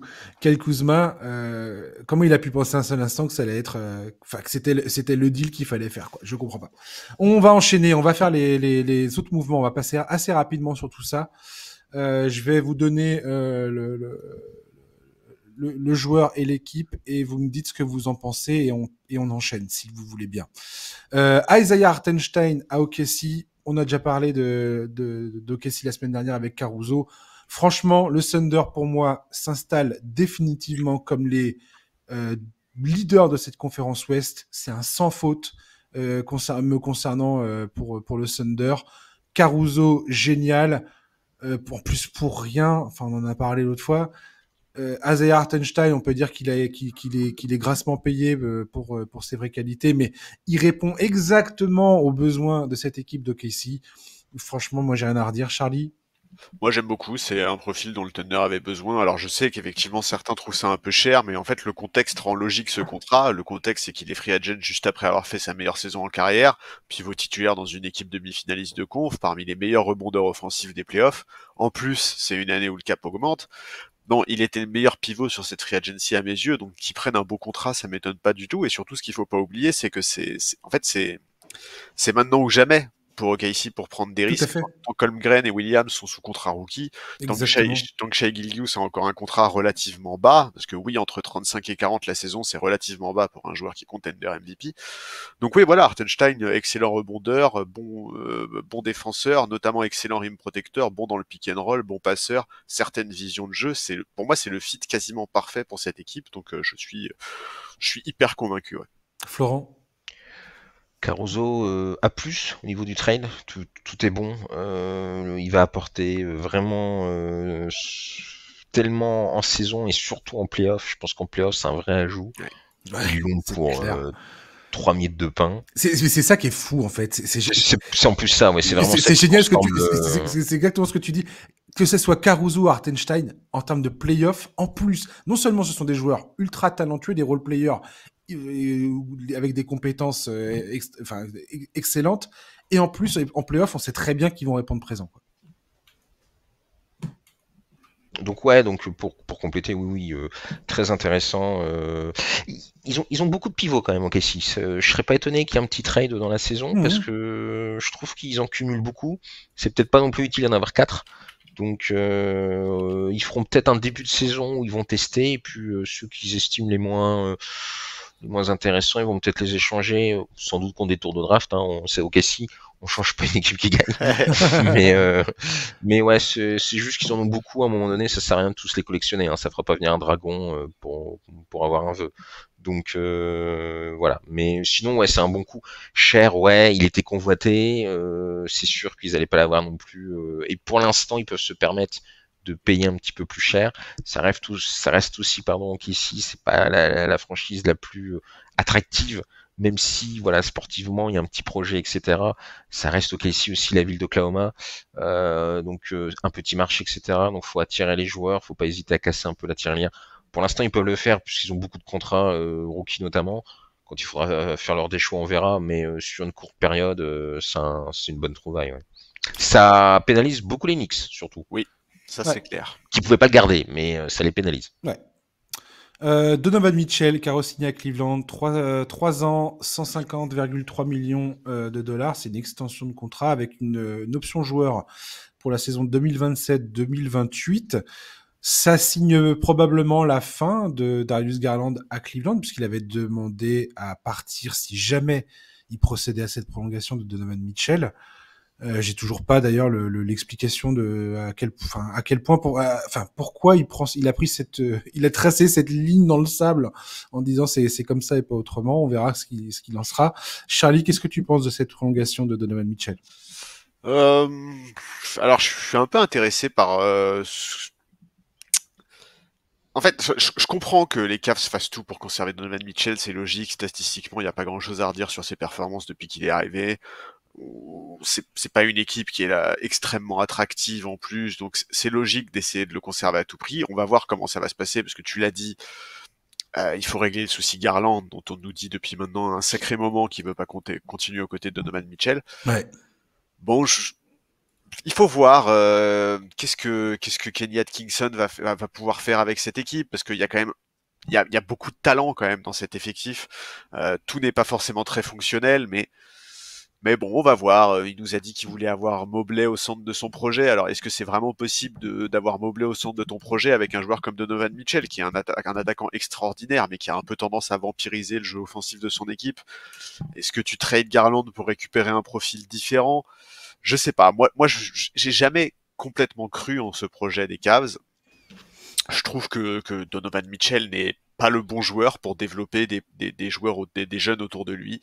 Alors peut-être qu'Atkinson va trouver la formule pour me donner tort, et je l'espère vraiment, parce que moi je le dis et je le répète à chaque fois, Mobley j'adore, et je suis persuadé qu'il a un potentiel phénoménal. Donc à voir, j'attends de voir à quoi va ressembler l'effectif au début de la saison, qu'est-ce qui va se passer avec Garland, et puis surtout il faut pas oublier que la prolongation de Donovan Mitchell ne veut pas du tout dire qu'il va faire 3 ans à Cleveland, hein. Il Tout peut à tout fait. à fait, il a tout à fait le profil à dire au bout de quelques mois, si ça marche pas, les gars, moi je vais aller à Miami ou je vais aller je sais pas où. Donc à voir. Ouais, il y aura aussi la question de Jarrett Allen, parce que Evan Mobley a montré pendant les playoffs que lui en poste 5, c'était Bah, dans la NBA en 2024, ouais, évidemment, c'est c'était un clair. vrai problème et il y avait un vrai potentiel à ce poste-là. Je pense que tout le monde à Cleveland a très bien compris que la progression de ce club, c'est lui avant tout, sa progression à lui, à Evan Mobley, c'est la pièce maîtresse de cette histoire. Hâte de voir ce qu'ils vont faire avec Jarrett Allen aussi, est-ce que ça change les choses concernant Jarrett Allen, on verra bien. Florent, Cleveland, Donovan Mitchell. Est-ce qu'ils avaient le choix vraiment de faire autre chose? Non, Ouais, c'est toujours un peu ça. tout à fait. Ils étaient un peu liés à cette signature, donc ils l'ont faite. Euh, Moi, j'ai quand même un problème sur Donovan Mitchell, qui je trouve que défensivement, c'est absolument pas possible ce qu'il fait. On est proche du néant total quand même.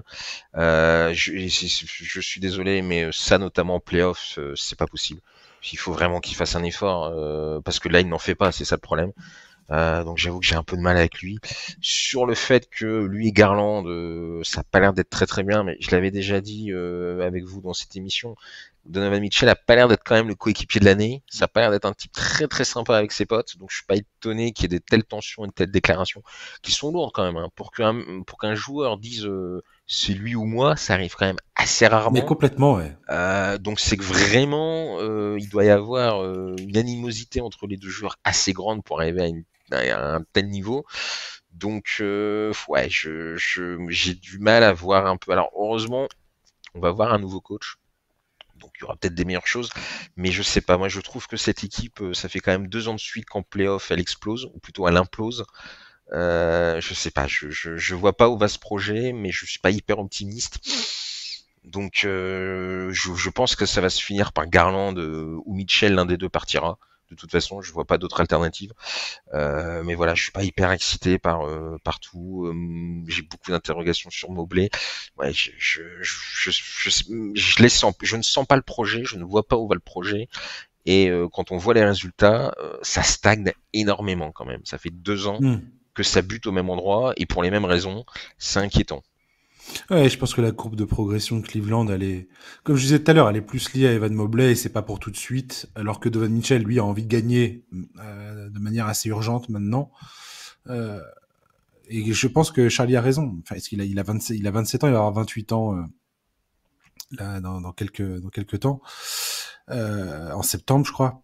Donc effectivement, comme dit Charlie, c'est tout à fait le genre de joueur qui, avec ce contrat-là, peut dire dès la saison prochaine ou la fin de saison prochaine, bah écoutez, vous me faites partir ailleurs, quoi. J'ai pas envie de rester chez vous. On verra ça. Les Pelicans ont fait l'acquisition de Dejounte Murray dans un deal avec Atlanta où ils envoient Larry Nance Jr. et Dyson Daniels ainsi le premier pick de draft de 2025 et un premier pick de 2027.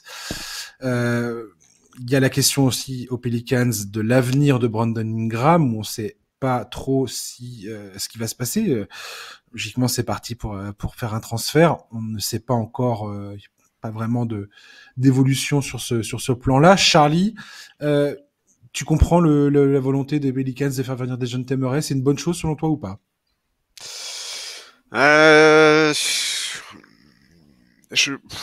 Alors je peux comprendre, mais il faut que l'effectif bouge absolument parce que il y a pas assez de spacing, il y a trop de profils redondants. Ingram et Dejounte Murray, offensivement, ils aiment les mêmes spots. Enfin, pour moi, il faut absolument que l'effectif bouge. Là, Ingram, je pense qu'aujourd'hui, plus personne ne doute du fait qu'il va être tradé. Dejounte Murray, en fait, j'aimerais bien que ce passage, enfin que Coppels, il nous montre quel joueur il est vraiment. Est-ce que on est capable de retrouver un tout petit peu du joueur qu'il était à San Antonio, notamment défensivement, ou alors est-ce que ceux qui disaient non mais à Atlanta on peut pas le juger parce que la défense globale est trop catastrophique, parce que ceci, parce que cela, je sais pas. En tout cas, c'est encore un joueur qui a besoin de la gonfle. Donc après McCollum, après Zion, après Ingram, c'est trop. C'est encore un joueur qui aime le mi-distance. Donc après tous les mecs que je viens de citer, c'est pareil, c'est trop. Enfin voilà, individuellement dans cette équipe, il y a plein de joueurs que j'adore. Leur fit collectif, j'ai beaucoup de doutes. Florent? La dernière phrase résume tout. Hein. Il y a un fil collectif qui. Tout à fait. C'est pas évident. Ça va pas marcher. Et puis Zion, respectez-le, donnez-lui du spacing, donnez-lui de l'espace. Bah c'est ça. C'est qu'ils ont, ils ont un rouleau compresseur, mais ils le mettent dans des conditions qui ne permettent pas de l'optimiser. C'est quand même absolument dommage. Donc, est-ce que l'ajout de Murray est le premier domino qui va en enchaîner d'autres? Je l'espère pour eux. Mais ouais, je comprends pas. Est-ce que LeBron James c'est le GM de cette équipe peut-être, aligner des joueurs qui n'ont pas le bon fit? Je ne sais pas, mais c'est un peu ça, quoi. C'est que je vois pas où ils vont. Ils ont encore McCollum quand même 2 saisons à un prix pas négligeable aussi. Ça, un de ces 4, ça va aussi, ça les pourrit un petit peu. Mais ouais, il faut faire quelque chose parce que il y a des bons éléments, il y a des bonnes choses. Trey Murphy 3, c'est quand même un super joueur. Il y a moyen autour de construire avec même le duo Williamson-Ingram. Faut pas forcément le casser. Mais autour, faut affiner en fonction de ces 2 joueurs-là. Là, j'ai l'impression qu'Ingram, il va partir. Hein. Ah ouais, parce qu'en fait, le problème, c'est comment tu fais. Pas d'univers où ça part pas, j'ai l'impression. Déjounter plus Ingram, plus Murray, plus Zion, c'est trop, en fait. Enfin, Plus McCollum qui aime bien le ballon en attaque et qui, alors lui, comme Donovan Mitchell, la défense, complètement. mais il a jamais su de sa carrière. Ouais, t'as Herb Jones aussi qui est toujours dans cet effectif, qui lui a un très bon contrat pour le coup. Pour moi, ils ont un super duo, mais autour, ça correspond pas du tout à ce duo. Donc, ouais, c'est ça. Le duo, c'est Ingram Williamson, j'entends. Pas Murray, mais voilà, mais c'est dommage. Il faut juste qu'ils réfléchissent 30 secondes à ce qu'ils ont besoin et qu'ils arrêtent de prendre ce qu'il y a un petit peu devant le rayon, quoi. Ouais, je pense que la venue de Dejounte Murray signale un changement de cap pour la Nouvelle-Orléans, clairement. Sans doute. Et j'ai l'impression que ça va plus être désormais le duo Dejounte Murray, Zion Williamson, quoi. Oui, mais en fait, le problème, c'est quel changement de cap? Parce que si ton seul move là, c'est de dégager Ingram, est-ce que tu changes vraiment de cap? Puisque on l'a dit, en fait, Dejounte Murray et Ingram, ils ont quand même beaucoup de points communs offensivement. En fait, ils ont des spots en commun, ils ont ce besoin de la balle en commun. Donc, en fait, tu tournes pas vraiment la page. Si, là, en fait. Il y a un inconnu dans ce que tu es en train de dire. L'inconnu, c'est qu'est-ce que tu récupères avec Ingram. À partir du moment où tu arrives à bouger Brandon Ingram, c'est pourquoi tu le bouges? Est-ce que tu récupères un jeune talent et des pics de draft, est-ce que tu mets plus l'accent sur la qualité des pics de draft et prendre juste des role players pour agrémenter autour? C'est ça en fait le cœur de la question se situe à ce niveau-là selon moi. Ouais, mais je vois pas ce que tu veux. Là, par exemple, ça parle énormément de Sacramento pour le trade d'Ingram. Ouais. Qu'est-ce que tu vas récupérer à Sacramento? Mais complètement. C'est pour ça que le partenaire qu'ils vont sélectionner pour transférer Brandon Ingram est absolument déterminant sur la manière de juger, je pense, l'arrivée de Dejounte Murray et le plan qu'il y a derrière tout ça, quoi, de Griffin. Qu'est-ce qu'il veut faire, en fait? Qu'est-ce qu'il cherche à faire? Et McCollum, le fait qu'il soit encore dans cet effectif, pour moi, aujourd'hui, McCollum, c'est l'expérience, pour moi, l'expérience a montré largement ses limites et il est temps de passer à autre chose concernant ce gars-là, quoi. Mais bon, je sais pas. Je sais pas. Ils ont besoin de shoot, en tout cas. Alors, ils ont encore un petit peu de casse-space, hein. C'est pas totalement... Ils sont pas totalement bloqués. Alors, laisse-moi voir ça. Ils doivent. Alors, la première, c'est 10 millions, mais ils ont 20 millions pour la seconde, donc ils peuvent signer un 18 millions. Ils sont là, ouais. Je sais pas, un Gary Trent Jr. qui dispose sur le marché, pourquoi pas, ça leur apporterait du shoot. Ouais, ils sont à un peu moins de 11 millions.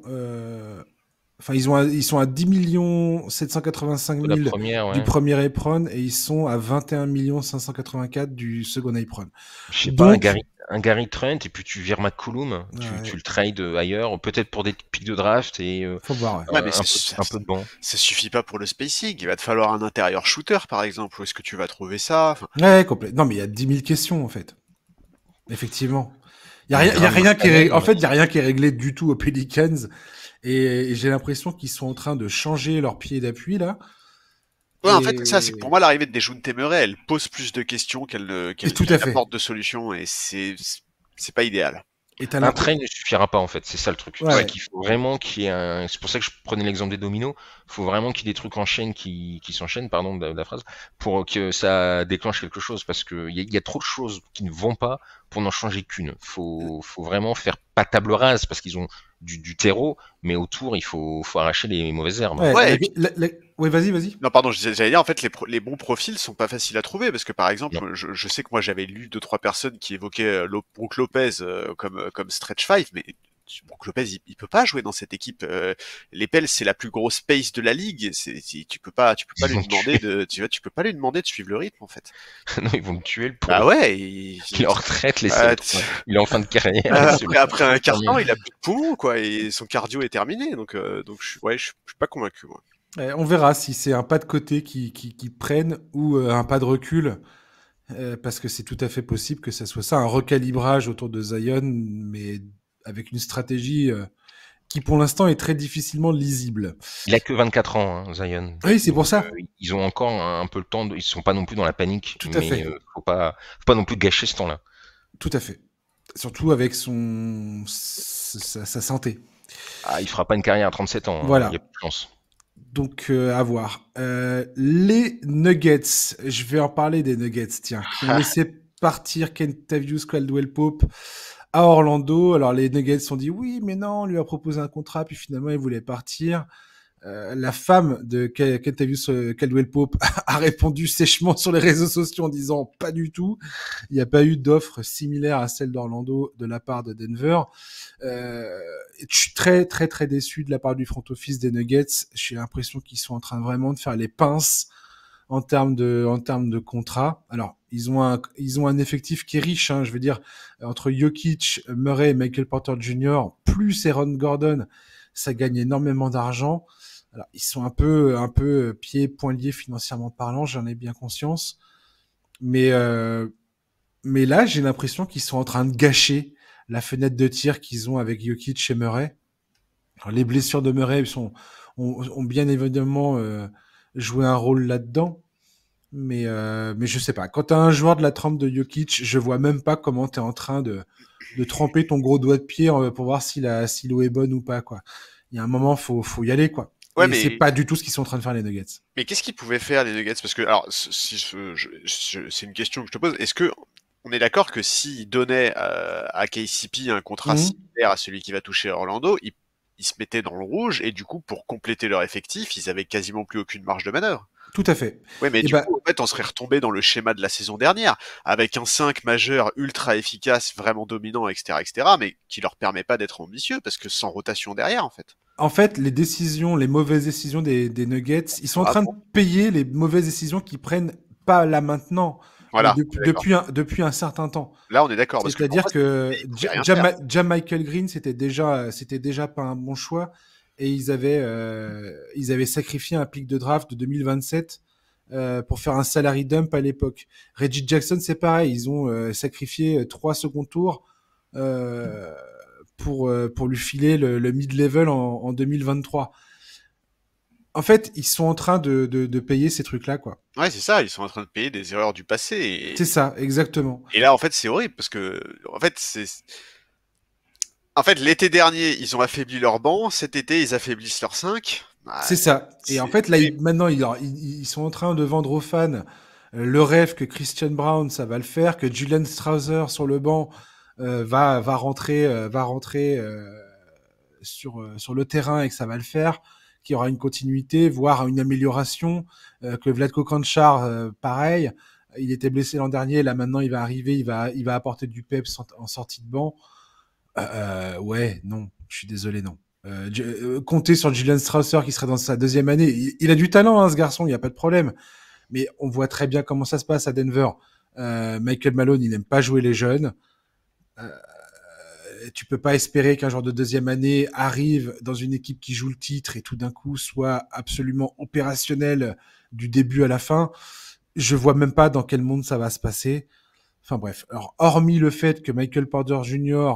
Vraiment arrive à passer un nouveau cap, mais vraiment, tu vois, et que Aaron Gordon joue son meilleur basket, enfin, que Ouais, ou c'est alors qu'il soit tradé, hein, Porter voilà, Jr. enfin, que ces quatre joueurs-là, en fait, soit ils affichent leur meilleur niveau absolu, et dans ces cas-là, pourquoi pas. Et Jokic est à ce point fort que je pense que c'est potentiellement jouable, mais sans ça, enfin, puis là, ça veut dire que tu vas rider ton 5 majeur, mais comme jamais tu l'as fait, quoi. Alors avec la santé de Murray et de Michael Porter Jr. dans la balance, waouh, t'es ultra optimiste, quoi.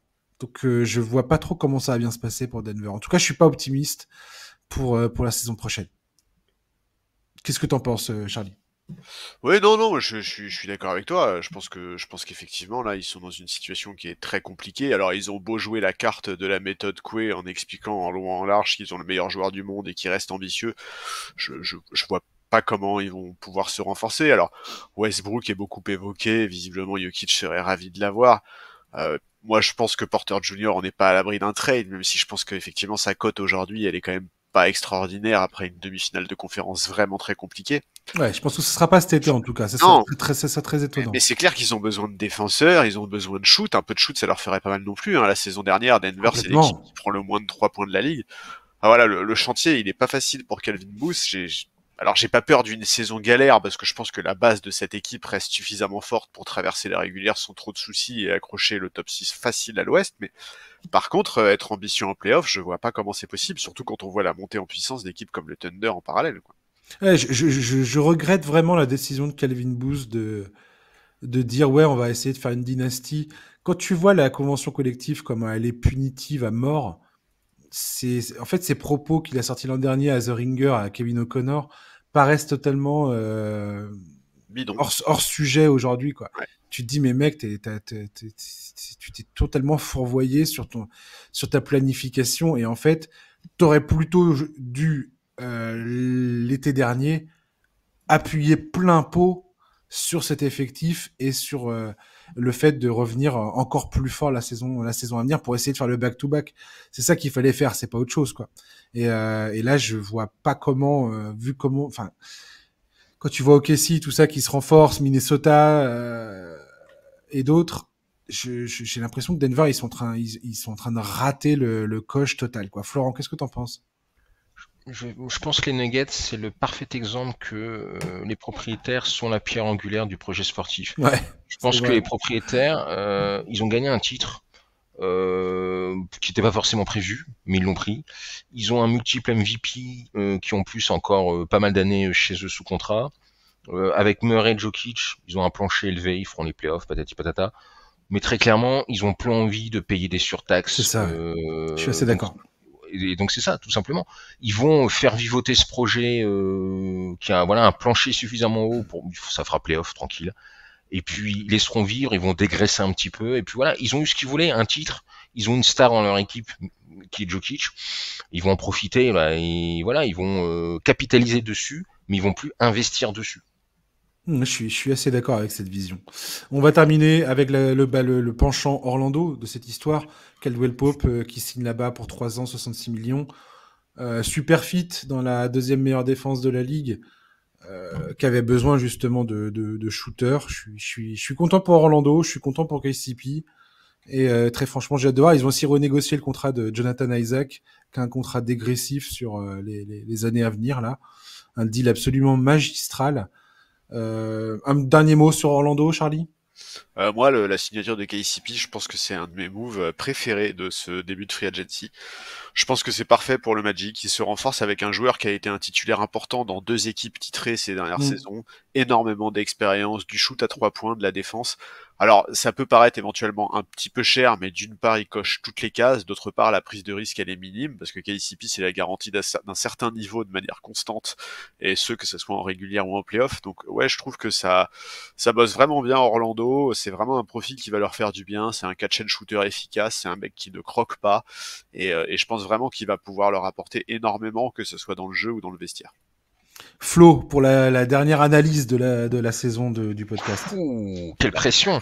Les derniers mots. Derniers mots. C'est un bon défenseur, ils en avaient pas forcément besoin parce qu'ils en ont déjà beaucoup, mais ils vont en rajouter un de plus, donc bonjour pour leurs adversaires. Sauf que celui-ci, c'est un adversaire qui s'est shooté. Enfin, c'est un coéquipier qui s'est shooté, donc tant mieux pour eux parce que César en avait cruellement besoin.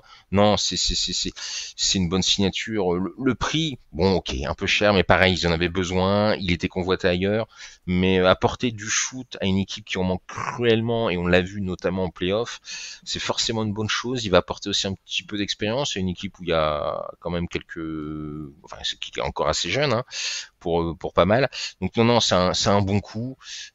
Pareil, de toute façon, c'est un contrat qui pourront, si vraiment ça fit mal, ce qui m'étonnerait, ils pourront s'en débarrasser facilement. Bonne pioche. Et c'est sans doute pas fini parce que eux, en revanche, ils ont encore beaucoup de cap space. Il y a des thunes. Il y a de la thune. Il y a des thunes à Orlando. Carrément. Ah bah, ils peuvent signer 2 joueurs à 20 millions. Hein. Ouais. Ils peuvent signer 2 KCP de plus. Ouais, ils ont 43 millions 500 000 et quelques avant d'arriver au premier plafond, premier apron. Donc, et ben, ils peuvent signer Gary Trent Jr. Je veux le signer partout. Je sais pas pourquoi. C'est clair, mais depuis tout à l'heure, t'arrêtes pas de nous le ressortir, c'est fou. Je suis pas son agent, mais parce que j'ai son nom en tête. Non, mais voilà, très clairement, ils ont les moyens de s'acheter encore 2 KCP. Donc, qu'ils se fassent plaisir. Qu'ils le clonent. Eh ben, clonez-le. Merci, messieurs, de m'avoir accompagné. C'était top. J'ai passé une excellente saison avec vous. Charlie, merci à toi. Bah écoute, c'était un plaisir, hein, tout au long de la saison. On s'est bien amusé. Complètement. Flo, merci de nous avoir accompagnés, toi aussi. Tu as été un des réguliers sur les 2 derniers numéros. Donc merci de venir à chaque fois et de te rendre disponible. Avec plaisir. En espérant que la prochaine fois, on parle de Portland. Ouais, voilà, ouais. Il y a des pourparlers avec les Lakers. Hein. C'est vrai. C'est pas un secret. Donc pour Jeremy Grant, tu veux dire? Principalement, pas que, mais il serait dans la discussion. Ouais. Ouais, j'ai vu ça, ouais. On verra. Écoute, peut-être que la semaine prochaine, on fera un podcast d'urgence avec Jeremy Grant aux Lakers. Je sais pas si. Et LeBron à Portland. Et LeBron à Portland, voilà, avec Bronny. Oh, ça serait sympa, ça.